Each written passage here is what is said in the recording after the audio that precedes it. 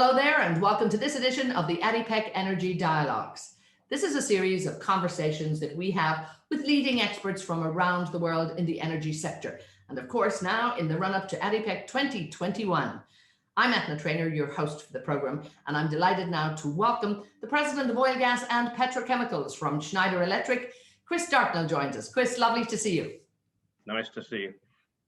Chris, thanks so much for joining us. I'm sure you've been rather busy in the last few months when we look at the implications of COVID-19 and in terms of digitalization for your customers.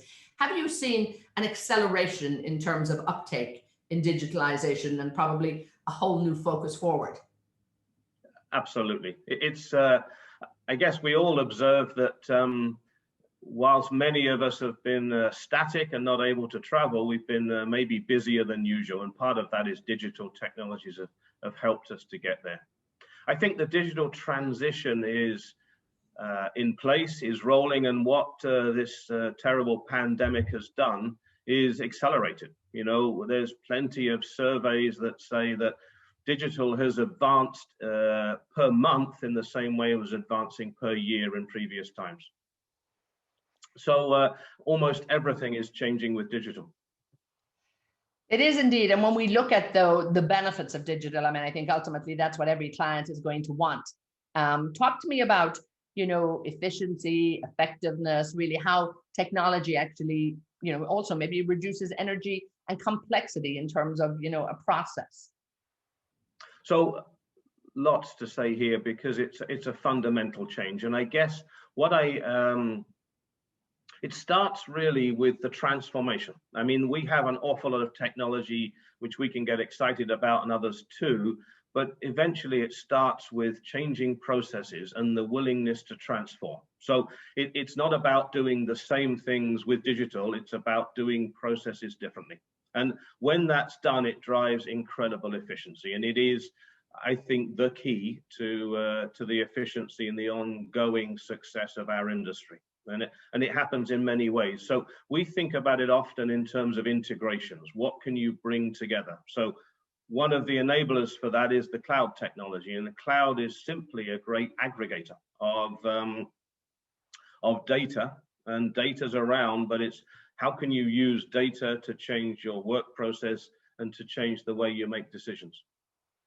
And it's so true, because I think personally we see that as well in our own daily lives. It really is. Our process has changed so much. So I can imagine it for, you know, the big operations and the big corporates and the big energy companies that are out there. It's a big, but an absolutely essential shift. And part of that reason too, of course, is building in sustainability. This is something I think that I'm hearing from everybody, IOCs, NOCs, I mean, service suppliers, everybody around the world in this industry. It is about sustainability and building for the future. And how can technology actually help that? Well, technology helps in many ways on sustainability. So, I mean, one example, digital and sustainability, we are bringing together, for example, the worlds of process and the worlds of energy in terms of the energy that power the assets. So we call that EcoStruxure Power and Process is the technology we bring. But it's a digital platform that brings together the way in which you operate the plant with the way in which you power it. So that comes right through from design and how it changes CapEx and how it improves schedule through to how it operates and how you fault find and maintain. So it drives uptime, but it also drives process energy reduction. So you're using less energy to perform the same tasks. I guess our industry is really a industry driven by cost. It's a commodity industry, and we have to find ways to do it more efficiently. And this is one way. We're having good success with that. And another area, I guess, that that has been exacerbated by COVID is remote operations. I mean, putting together groups of folks on an offshore platform is really a sure way to worry about pandemics and infection amongst everything else. So as well as cost and as well as safety. So if you can get comfortable with remote operation, with remote maintenance, and we have a lot of technologies around predictive maintenance, enabling clients to operate and sense and understand their asset and its safety case and its integrity remotely, then it really allows you to be more efficient and more safe in how you operate. And indeed, and this will change very much, how we work, or as you say, make it just so much more safer. But talk to me a bit about the energy transition. I mean, this is the headline now in this industry without a doubt, and also about companies getting, to net zero. Now, sometimes it takes a lot of partnerships to do this, and you have an interesting partnership, particularly with McDermott on a collaboration. Talk to me a bit about this. We do, and it's very interesting. So we've got together with McDermott and with a design consultancy called IO, who are McDermott Baker Hughes partnership. What we've done, though, is together worked on what does it take to have a net zero upstream asset. So we've picked a base case of an offshore compression platform, but we're working on other base cases. But essentially, we're saying, what does it take to be net zero in operation and in upset cases? And what we've found is that for a 2% total overall investment, we can reduce 76% of the carbon emissions. We also have a case for net zero, and we've looked at a whole range of technologies and operating cases. In fact, one of the things I think we've started to look at that maybe is a long way ahead of the industry here is looking at we've reduced by 26% on the carbon from the fabrication and the EPC phase. So the carbon embedded in the steel that goes into the jacket, for example. Now, part of that is remote operation. Lots of that comes from digital. Lots of it comes from electrification. If I pick one, core interesting technology that Schneider is working on, for example, there's an inert gas called SF6, and that is used inside switchgear. So for running electrical distribution safely on all manner of assets. 80% of all the switchgear in the world is in the energy industry, and a good proportion supplied by Schneider over the years. Now, SF6 is 24,000 times worse for the environment than carbon dioxide. Now, it's only in small quantities, but where it leaks and where there's fugitive emissions, it's very poor. So we now have an SF6-free technology for switchgear, and we're talking about that, and we're also talking about how we retrofit onto existing assets and capture the existing SF6 and safely dispose of it. Much of the sustainability story is taking technologies that are new and deploying them so that we together solve the problems of energy efficiency in current operations. Indeed, and being creative, I think, and innovative about it, because it is possible to do, and I think companies like yourself have certainly shown that. But when we look at the sort of situation at the moment for IOCs, and we're seeing a shift definitely to more integrated energy companies. Do you see opportunities there for companies like yourself, for Schneider Electric? Yes, I mean there's a huge opportunity. I think, well, mainly we want to work together, I guess, in partnership with IOCs to address the problems of sustaining energy on the planet, and so there's three big steps, I guess. There's essentially energy efficiency of what we do today. So we have a lot of discussions here about how, like the McDermott partnership, like many other things around how do you get energy efficient? Because 15% of all the emissions today, so 15% of the emissions in a liter of gasoline that goes into your car or my car comes from the energy expended by producing the gasoline and not from burning it in the car. So that's a place to start. Secondly, then, is electrification of the work we do. So, and some of the, let's say, the more European oil companies are looking towards moving much to be electrical producers. And then another area I think that we're finding big opportunity for partnership is in reducing downstream demand. So if you look at where's the energy consumed, eventually it's consumed in commercial buildings, in data centers of big places, in industry, using electricity or using fuels. So how do you manage their demands? Because that addresses the demand on the planet and therefore the need. And then I think there's a long, big future for oil. an even bigger future for gas and a long future for chemicals. Chemicals is driven by GDP, by the growth of the middle class, huge growth still to come in Asia. So how do we produce that in a sustainable way? And I think there's a big future for carbon capture, for hydrogen. So we're involved in much of that, in all of that debate. I might just add that I think the whole story starts with a will and a commitment, you know. So Schneider's playing our part. We are committed to net zero on our operations by 2025, which is 4 years away, 4.5 years, right? So and that's with offsets. By 2030, we're carbon neutral fully, and then we've pulled forward 10 years. We're totally net zero, including the full supply chain, the folks that we supply to and the people that we that supply to us by 2040. So we're really focused. And I guess what's interesting is you learn by doing. So our own commitments drive us to understand how difficult it is for our clients and how we can help together.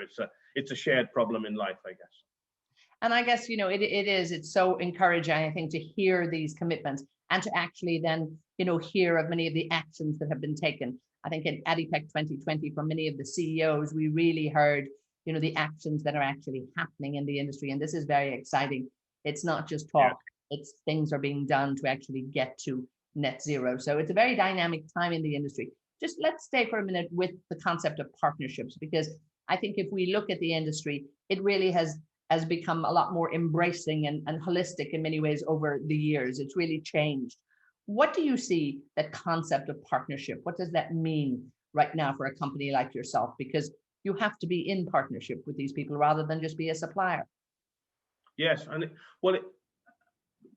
Schneider is really built on partnerships, which means our culture fits well. I guess the oil industry has been in partnership for 60, 80 years because the risk profile of exploiting a reservoir says it needs multiple partners to get there. But I think the culture of partnership is continuing to grow and evolve, and it comes eventually from trust. I mean, it has to have contractual basis, but I mean, it comes from trust and finding. We talked a little earlier about the McDermott and Schneider working together, two quite different companies. McDermott, a designer, a constructor, Schneider, a technology company. You know, we could see clearly the synergies in skills and the minimal amount of overlap to try and work something out, you know, and therefore, how you think about partnerships and what they do. We also use partnerships an awful lot just in our daily business about delivery. You know, we want to be local. We're in many countries. We're in 105 countries around the world, but often to get even more local, we're using execution partners, delivery partners. You know, we want to be in the right, not just the right countries, but the right cities, the right provinces, and so forth. It's we're partnering. Another area that's pretty important for us, we call our technology often OT. So not IT for information technology, but OT for operations technology. And so to provide the overall digital mandate, I guess, we're often partnering with folks like Microsoft, AWS, Accenture, many others, to really be able to connect what we do very well, which is, for example, every second digitally measuring the analytical properties of a chemical through to the global management of the cloud. And together you can solve those big problems. And when you talk about being in different areas in the world, talk to me about how important the Middle East is and how important the UAE is to Schneider Electric. Well, so very important. I mean, the UAE is our home for our region called Middle East and Africa. It's where we're the hub country for about 70 countries in that region. We are diverse in what we do, so we're involved in bringing sustainability to hospitals, to commercial, to electrical networks, to water grids. So it's pretty diverse across the region. And then for oil and gas and chemical, the Middle East is the home for the world. You know, it's and we think with the appetite, with the increasing partnerships, and with I guess just the low lifting costs. I mean, when you look at continued investment, and you look at some of the higher class plays, the shale plays in the Americas, the setup for the Middle East, as well as the great infrastructure, we think it'll continue to grow. Now here, of course, with ADNOC as well, ADNOC's panorama, when we look at the technology, you know, is it's quite an extraordinary work of technology, engineering, everything that it brings together. Again, artificial intelligence in that. How important is it that, you know, a company has access to that in terms of being able to, you know, continue operations day by day? It's Panorama was, we were very proud to be the digital technology partner inside Panorama. And when I listened to His Excellency Sultan Al Jaber on the first day of ADIPEC, and by the way, what a great show ADIPEC, and getting 80,000 people onto a virtual call, there's another kind of interesting example of how digitization is changing, right? But on Panorama, His Excellency Sultan Al Jaber, I think, if I quote him correctly, was saying there's $1 billion of efficiency created over 4 years with Panorama. So a pretty nice return on investment. Why? Because Schneider's a part of it, but fundamentally it was the leadership in ADNOC, the leadership in digital, to think about changing work process. Because what eventually I think Panorama does is bring together different disciplines, different pieces of ADNOC in the same room around the same data to ask the question why and what if, you know, because if you get a chance to see Panorama, I know many folks have had that privilege, eventually it's allowing people to ask the question, why is that? Why is that compressor so much better than this? Why does that cost more than this? And that allows you then to go address the problems. It's a fundamental technology underpinning a change in the way you think about work. When we look at the state of the oil market right now, and we're seeing stability in the market without a doubt, but we're seeing it at a relatively low price. And, you know, when we look at demand projections for the year ahead, maybe the year ahead, so in the near term, maybe companies have to fundamentally, you know, look at how they're going to manage this. What would you advise companies to do? I think I'm advising the things we've talked about, really, but just to summarize them, I think there's a long future for oil and gas, but we have to look at sustainability. So there's going to be, around that subject, choices to make about types of fuels, about investments in cleaner fuels, changing the way we produce and we transact in those fuels. And that's going to be big. And that sustainability story is here. I just think back 1 year when we kicked off in Schneider 2020 in a world when pandemic was just an academic word in a dictionary. You know, we felt then that sustainability was going to be the biggest story. Well, wow, you know, the change is phenomenal. So that whole transition is huge.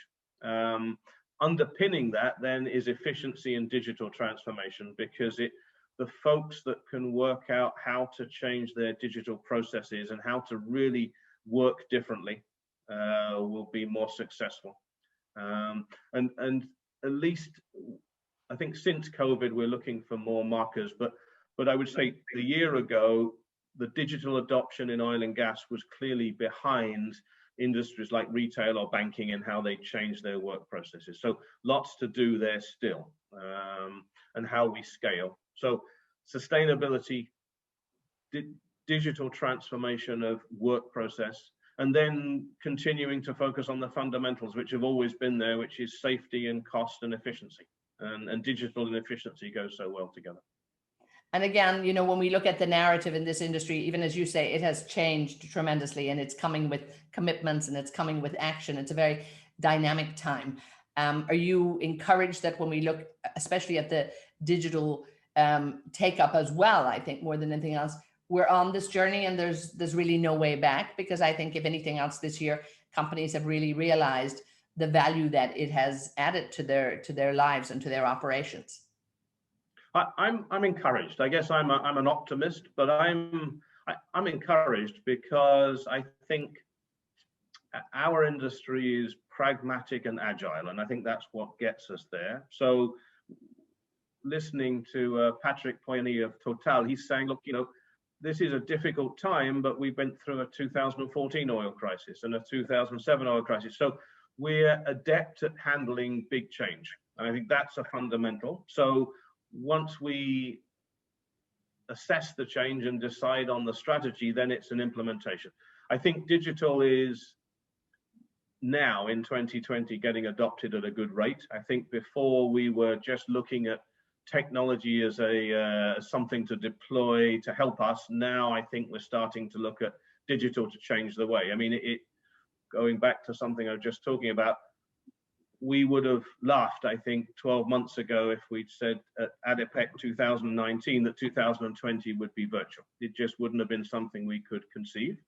Now I think we can see it. You know, is it perfect? No. Would we rather be in Abu Dhabi in the sunshine rather than in the gloomy London? Yes, but it's possible. So I think we've got to just continue to embrace the speed of change. And maybe a third thing that sits in my mind, we've got to continue to attract talent and diversity. You know, and lots of people talk about it. We in Schneider are looking for 30% of our management population to be female in the next couple of years. You know, it's a really big change, you know, and it's important, and it refreshes the way the company operates. And I think that's good, but addressing talent. When I started in this industry just a few short years ago, it couldn't have been more exciting to be in global oil and gas. Now, maybe less so. So how do we continue to attract the brightest and the best to help us through this change? So there's lots to be done, but great to hear that, you know, these initiatives are in place. And again, coming from leaders like yourself, this is absolutely where we're going to see the change. I think when that commitment is there from people like yourself, it's so important. I want to thank you for taking the time. I wish you, you know, a very busy and productive year ahead. And we certainly hope we're going to see you in person at ADIPEC 2021 here in the UAE, where the sun will be shining, waiting for you. Chris Dartnell from Schneider Electric, thank you so much. Thank you very much.